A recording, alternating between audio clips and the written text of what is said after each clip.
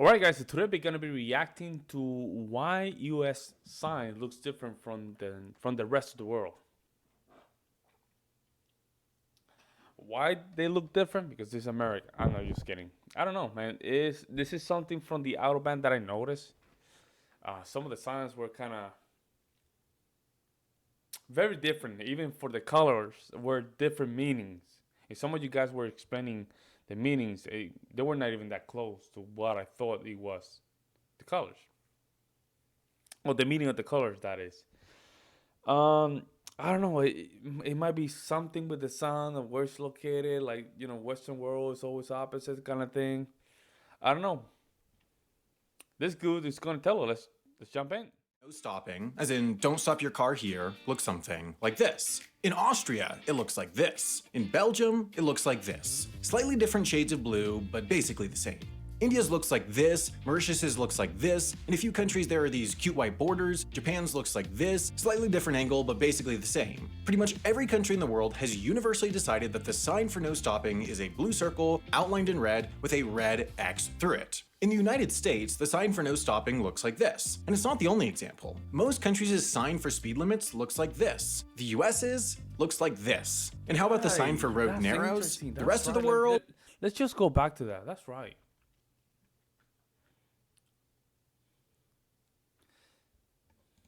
The US's looks like this.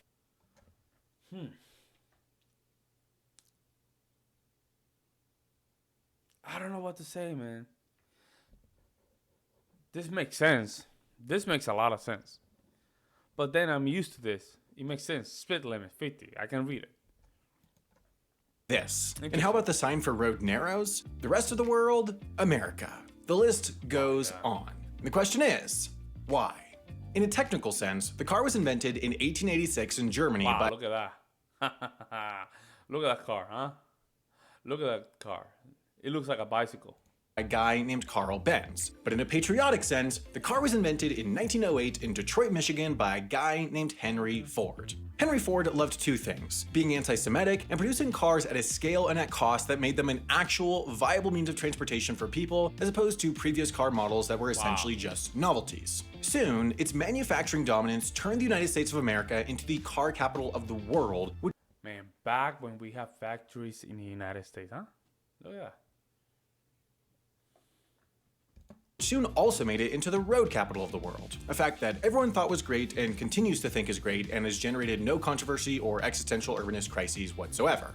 Early road signs, much like early roads, were somewhat eclectic and decentralized, often just created by and maintained by private automobile clubs. But in 1927, the American Association of State Highway Officials, or ASHU, published the compactly named Manual and Specifications for the Manufacture, Display, and Erection of U.S. Standard Road Markers and Signs, or Massmediamersum, which, as you might suspect, created specifications for the manufacture, display, and erection of U.S. Standard Road Markers and Signs. Then, in 1930, a different group, the National Conference on Street and Highway Safety, or NCSHUS, published the more urban-focused Manual on Street Traffic Signs, Signals, and Markings, or MOSSAM. Seeing as having two standardization standards wasn't a particularly standardized standard, in 1931, a joint committee was formed, which ultimately gave birth to a beautiful bouncing baby boy that we call the Manual on Uniform Traffic Control Devices, a modified version of which we still use today. The original 1935 code laid out such hits as the octagonal stop sign, although it was yellow at the time, one-way streets, railroad crossings, in addition to specifying stuff like fonts, post designs, and of course, everyone's favorite, minimum vehicular volumes warrant for fixed time signals. Now it's 1951, and what's that sound I hear? Oh man, it's the rest of the world, and guess what? They have cars now. What's that other sound I hear? Oh man, it's the newly formed and not yet notoriously ineffective United Nations, and they want to develop a worldwide standard for road signs so that people driving in foreign countries don't— Hold on, this guy's... He's been sarcastic sometimes, and sometimes it's serious. It's like a good, nice mix. Huh. see a sign saying railroad crossing, not know what that means, and then get pancaked into oblivion by Thomas and friends. So the UN set up an experiment in a few countries and 5 US locations: Ohio State Route 104 near Columbus, US Route 250 and Virginia State Route 53 near Charlottesville, Minnesota State Highway 101 near Minneapolis, and some various other roads in New York, where they displayed road signs from a number of different countries to see which were most effective. And not surprisingly, it turned out that Americans, still riding the intoxicating high of World War II propaganda and American exceptionalism, did not take kindly to to European-looking triangles telling them how to drive. Just take a look at this gem of an article from the Mansfield News Journal titled "Ohioans Tell Europe to Leave Its Signs," which includes such quotes as, "I just don't see why we have to take any advice from Europe about our highway signs," and "If I saw a Russian sign, I certainly wouldn't pay any attention to it." Nonetheless, the experiment continued, data was collected, and ultimately that data would later grow into the 1968 Vienna Convention on Road Signs and Signals, a C-tier Vienna Convention that created a universal road sign system, which has been joined by 69 countries and today governs the road sign scene in most of the world. It's the reason that all the no-stopping signs look the same. But adding to their long, illustrious history of spearheading international treaties that they then refused to sign, the United States refused to sign it. Why? Nah. Forget about that. We'll figure out a way. Well, there are several reasons. First off, America's number one and nobody tells us what to do, least of all our own federal government. See, technically, legally, roads are under the purview of the states, not the federal government, and so the federal government signing a treaty telling them how to handle their roads is a bit... That is a problem. That is a problem, folks. See, the relationship between the federal government and the states is something that goes back to the inception of this great nation. Is that always the federal government always go above the state. We all know that. But with the sovereignty and the autonomous of being governed by themselves. Meaning you don't want to step into the states to govern, right? You don't want to do that.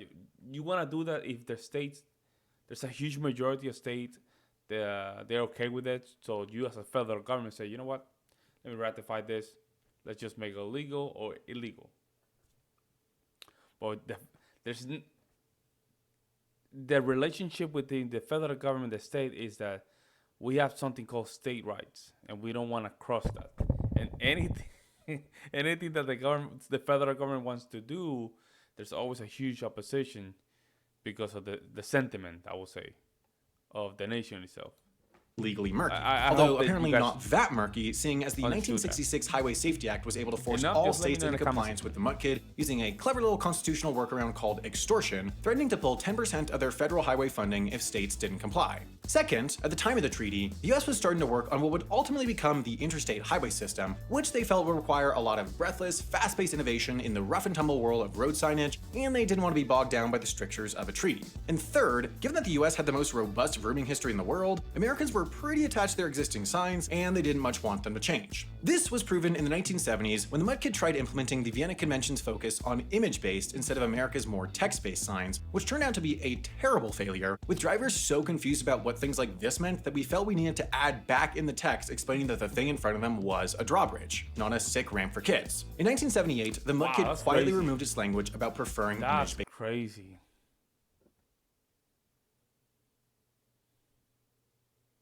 Not a sick ramp for kids. In 1978, the Mutt Kid quietly removed its language about preferring image-based signs. I should also mention that yes, there are a number of other countries that haven't joined the Vienna Convention, including China, Canada, Australia, and Ethiopia. So yes, not all other countries' signs look the same. So all the people with the comments already typed up about how this video is too US-centric and I'm a self-obsessed, egoist American road sign file, you know what? Actually, go for it. It increases common engagement.